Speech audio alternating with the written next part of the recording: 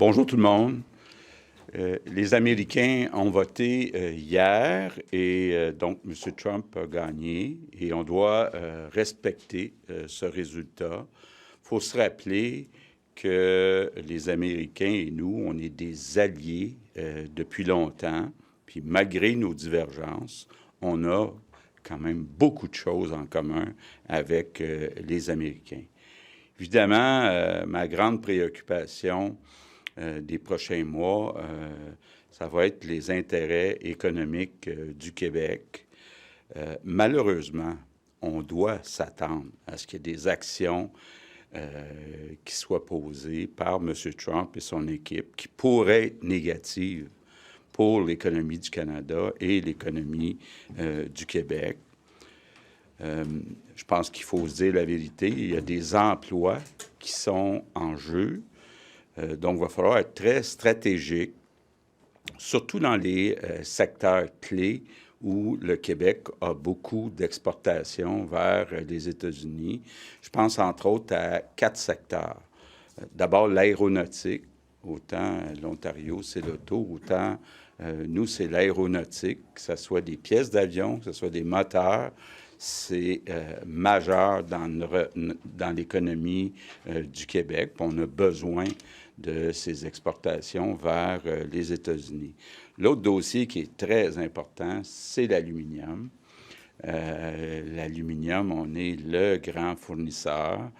Évidemment, il y aura en 2016 l'accord entre le Canada, les États-Unis et le Mexique qui sera revisé en 2026, pardon, donc dans 2 ans. Et il faudra s'assurer, entre autres, que le Mexique et puis même les États-Unis s'approvisionnent chez nous et non pas en Chine ou dans d'autres pays. L'autre secteur qui est très important puis qui est déjà très affecté, c'est tous les produits du bois, les pâtes et papiers. Déjà, il y a des tarifs très élevés. Déjà, il y a beaucoup d'argent qui est retenu par les douanes américaines. C'est encore là un dossier là, qu'on va suivre de très près, qu'on suit déjà de très près. Un secteur qui est critique pour beaucoup de régions du Québec. Le 4e secteur qu'on va suivre, c'est tous les produits alimentaires. On va travailler ça avec l'UPA. On sait comment ça n'a pas été facile dans les dernières négos de protéger la gestion de l'offre. C'est quelque chose qui est particulier au Québec. Donc, il faut que le gouvernement fédéral comprenne les intérêts des agriculteurs québécois. L'autre secteur dans lequel il va falloir être très prudent, c'est l'immigration. Déjà, là, puis je l'ai dit souvent, on a 600 000 immigrants temporaires au Québec. Ça a doublé depuis 2 ans. Ça vient poser des impacts importants sur le marché de l'emploi. Déjà, on a eu un ralentissement dans la dernière année. Bien, il ne faudrait pas qu'on voit en plus une arrivée massive d'immigrants qui viennent via les États-Unis, parce que là, ça pourrait vraiment déséquilibrer le marché de l'emploi. Puis déjà, notre capacité d'accueil, notre capacité d'intégration est dépassée, que ce soit pour nos services, que ce soit pour l'avenir du français, mais même pour l'économie. On va tous comprendre que l'offre et la demande, c'est important. Depuis 6 ans, on a réussi à avoir une meilleure augmentation des salaires au Québec qu'en Ontario, dans le reste du Canada. Entre autres, il n'y a pas eu une explosion aussi grande des travailleurs temporaires que ce qu'on a vu dans le reste du Canada. Mais là, avec les demandeurs d'asile, on est vraiment à un point où c'est vraiment dépassé, notre capacité est dépassée. Donc, on va interpeller le gouvernement fédéral. C'est la responsabilité du gouvernement fédéral de protéger nos frontières, Mais même le gouvernement du Québec va s'assurer que le gouvernement fédéral protège nos frontières, puis qu'on se pose des questions selon les gestes qui vont être posés par l'administration de M. Trump pour s'assurer qu'on n'ajoute pas aux problèmes actuels. Encore une fois, le problème, c'est pas les immigrants, c'est le nombre. On en a déjà trop, donc il ne faudrait pas qu'on ajoute au problème. Bon, on se prépare, entre autres, dans les différentes délégations aux États-Unis puis à Washington, aux 2 scénarios. Donc, on a établi beaucoup de contacts, entre autres du côté des républicains. On a des contacts du côté des gouverneurs, du côté des maires, du côté des grandes entreprises, entre autres dans les 4 secteurs que je viens de mentionner. Et je vous annonce que je vais mettre en place un groupe de travail Québec-États-Unis avec un certain nombre de ministres. D'abord, ministre de l'Économie, bien sûr, ministre des Relations internationales, ministre des Relations canadiennes, ministre des Ressources naturelles et de la forêt, ministre de l'Agriculture et ministre de l'Immigration. Selon les besoins, je pense entre autres à la sécurité publique, quand je vous parle de surveiller le fédéral qui doit surveiller les frontières, bien, on va au besoin ajouter des membres. Puis notre objectif, c'est de réagir très rapidement. Donc, de se donner une stratégie. Déjà, on y travaille. Maintenant, selon l'évolution des dossiers, bon, M. Trump, il y a toujours une période plus longue aux États-Unis. Elle ne va pas être assermentée avant le mois de janvier. Donc, comme je l'ai déjà dit, là, dès que le gouvernement va être en place, donc après le mois de janvier, mais au début, dans la première moitié de 2025, je vais aller à Washington moi-même. Je vais essayer de rencontrer le maximum d'intervenants. Puis c'est la mission que j'ai déjà donnée depuis plusieurs mois à notre équipe à Washington. Préparez-moi des rencontres avec toutes les personnes qui peuvent avoir un impact sur les exportations du Québec vers les États-Unis, puis sur aussi l'enjeu de l'immigration. Je vais aussi prochainement nommer un émissaire spécial de haut niveau, donc quelqu'un de très connaissant, d'expérience. On souhaite que le gouvernement fédéral l'amène à la table des négociations avec les États-Unis.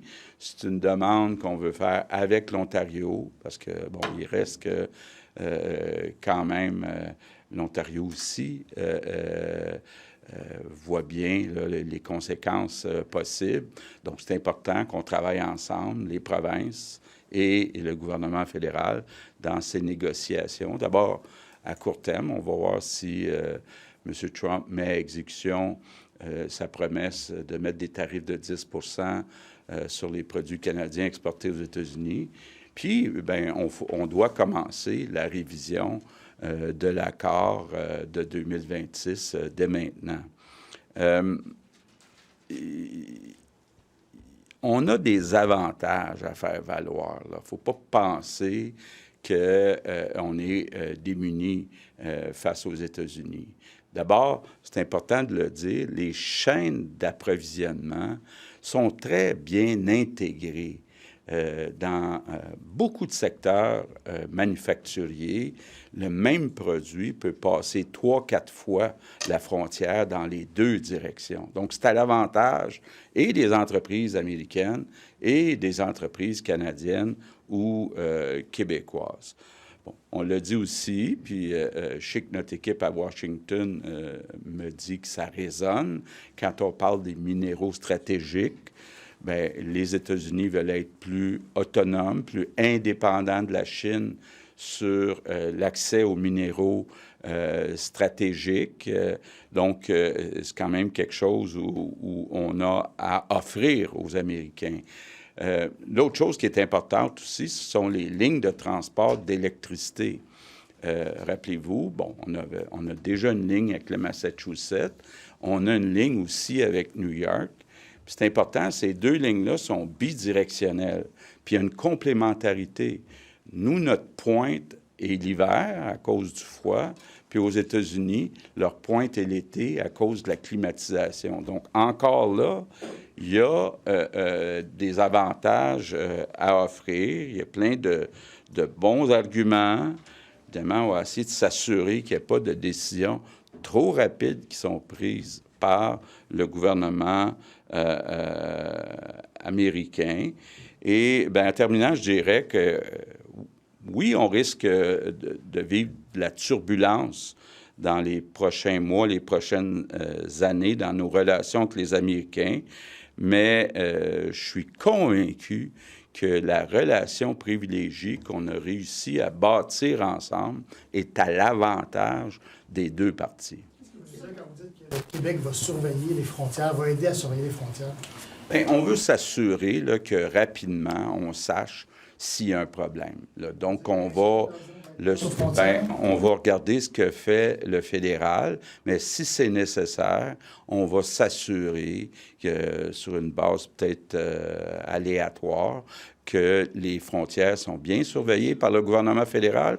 Et on va suivre aussi les ententes. Qu'est-ce qui arrive avec l'entente sur les tiers pays sûrs? Qu'est-ce que M. Trump va faire là, avec ses propositions de déportation? Ça veut dire quoi concrètement pour le Canada? Et bien sûr, on va regarder aussi ce qui arrive dans nos aéroports. Puis là, entre autres, le gros enjeu, bien, ce sont les demandeurs d'asile. Il reste qu'on a presque la moitié des demandeurs d'asile qui arrivent au Canada, qui arrivent au Québec. On a réussi à convaincre le fédéral de fermer Roxham. On a réussi à remettre le visa pour les Mexicains, mais il continue à entrer des gens de l'Inde, de toutes sortes de pays, à l'aéroport, puis qui demandent asile au Québec. Donc, il ne faudrait pas, suite à l'élection de M. Trump, que ça soit encore pire. Une base aléatoire, qu'est-ce que vous voulez dire? C'est qu'il voulait commencer à faire plus de patrouilles sur les frontières terrestres? Ce qu'on veut, là, c'est de s'assurer aux frontières, ça veut dire aux frontières physiques, puis à l'aéroport, que le travail est bien fait par le gouvernement fédéral. Vérifier, voir si le travail est bien fait. Écoutez, on va d'abord avoir des discussions avec le fédéral, on va voir ce qu'il nous propose, mais il va y avoir un suivi qui va être fait par le Québec. Le mouvement migratoire, là, si jamais il y a lieu, il risque d'avoir lieu vers le nord, risque de se produire avant que M. Trump soit aux affaires à la Maison-Blanche.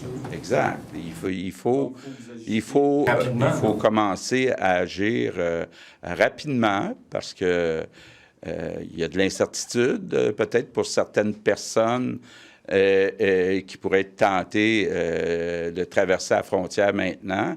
On a déjà, je le répète, là, 600 000 immigrants temporaires. C'est une augmentation de 300 000 depuis 2 ans. On manque de logements, on manque d'infirmières, on manque d'enseignants, puis ça a un impact important sur l'avenir du français, en particulier à Montréal. Vous dites, venez pas. Pardon? Ce que vous dites, c'est à ces gens-là, c'est venez pas. Écoutez, Venez pas au Québec. On a fait notre part au Québec. Donc, s'il y a d'autres provinces qui veulent les accueillir, mais au Québec, là, déjà, il y a trop d'immigrants. L'émissaire ne serait pas nommé par l'émissaire, là, juste pour que ce soit clair, ce ne serait pas nommé par le Conseil des ministres au Québec. C'est que vous allez, avec Doug Ford, faire la proposition d'un nom au gouvernement fédéral? Bien, ce que je vis, c'est d'avoir quelqu'un qui représente le Québec. Puis je serais ouvert à ce que Doug Ford aussi ait quelqu'un qui représente l'Ontario, mais je veux quelqu'un qui représente le Québec parce que nos intérêts, nos priorités, les produits qu'on vend ne sont pas les mêmes que ceux de l'Ontario. L'idée de l'impact, si le tarif de 10 est appliqué aux exportations au Québec, énormément de PME qui exportent aux États-Unis, est-ce que vous avez une idée de l'impact que ça va avoir sur le marché de l'emploi? Bien, il y a des scénarios qui ont été faits. On espère pas en venir là, mais en même temps, faut être réaliste, faut prendre ça au sérieux. Ça serait un impact important. Mario, sans donner de Écoutez, détails précis. Là. On va garder ça confidentiel. S'assurer que le travail est bien fait. Comment on fait ça? Monsieur. S'assurer que le travail est bien fait. Concrètement, comment on peut faire ça aux frontières? On s'assure que les frontières sont bien protégées, puis on regarde combien d'immigrants rentrent à chaque semaine. Vous avez dit que vous attendiez à une période de turbulence. Qu'est-ce que ça veut dire, M. Legault? Bien, écoutez, c'est sûr que, par exemple, s'il y a des tarifs de 10 sur les produits canadiens exportés aux États-Unis, bien, ça va avoir un impact sur les ventes, ça va avoir un impact sur les emplois au Québec. Donc, il faut garder la tête froide, il faut être stratégique. Bien, il y a du protectionnisme. Comme je le disais la semaine dernière, il y a beaucoup de protectionnisme. Traditionnellement, c'était plus les démocrates, mais là, c'est vrai aussi du côté des républicains. Are you saying that you'd like to better secure the borders? En anglais, sur la clause dérogatoire. En anglais. Oui, pouvez-vous juste expliquer, est-ce qu'il faut vraiment recourir à la clause dérogatoire dans le dossier des nouveaux médecins pour les forcer à pratiquer au public? Donc, hier, vous avez évoqué ça. Pourquoi vous dites ça? Bon. Pour avoir regardé le dossier quand j'étais moi-même ministre de l'Éducation, si on demande à des étudiants en médecine de rembourser leurs frais de scolarité s'ils veulent déménager en Ontario ou aux États-Unis, ça met les jeunes qui sont plus pauvres, qui n'ont pas la capacité de rembourser, dans une situation différente des jeunes qui sont plus riches, qui sont capables de rembourser. Donc, quand j'avais regardé ce dossier-là, il fallait utiliser la clause dérogatoire, entre autres à cause de l'article 15. Là, on est en train de regarder exactement, est-ce que ça sera des pénalités ou est-ce que ce sera une obligation non discutable, négociable? Mais si on demande de rembourser, bien, c'est certain. Bon, je me souviens à l'époque qu'on avait comparé avec l'armée. Quand quelqu'un étudie dans l'armée, il doit rembourser, mais la réponse que j'avais eue des juristes, c'est de dire, bien, il y a une alternative. On peut ne pas aller dans l'armée, on peut aller dans les universités québécoises. Mais quand on regarde les 4 facultés de médecine au Québec, bien, quelqu'un qui veut étudier en médecine ne peut pas aller ailleurs que dans ces 4 facultés. Fait que si les 4 facultés exigent un certain nombre d'années de travail dans le secteur public au Québec, sinon, s'il y a un déménagement, rembourser les frais, ça peut poser un problème concernant la Charte des droits et libertés. Mais, si c'est nécessaire, on est prêt à utiliser la clause dérogatoire. C'est trop important. Il nous manque de médecins. Il manque de médecins partout dans le monde. Bien, les médecins qu'on forme aux frais des contribuables au Québec doivent pratiquer au Québec. Are you saying, How Mr. will you Legault? add more resources to protect the borders with Trump's deportation plan? Okay. First, what I want to do is make sure that Mr. Trudeau, the federal government, take this seriously. And I want to follow up every week about the number of new immigrants we get in Quebec. I want to make sure that he protect the borders, the physical borders, that he protect airports, and if need is, I will make sure to have some of our people making sure of that. Merci, on doit y aller. Merci tout le monde.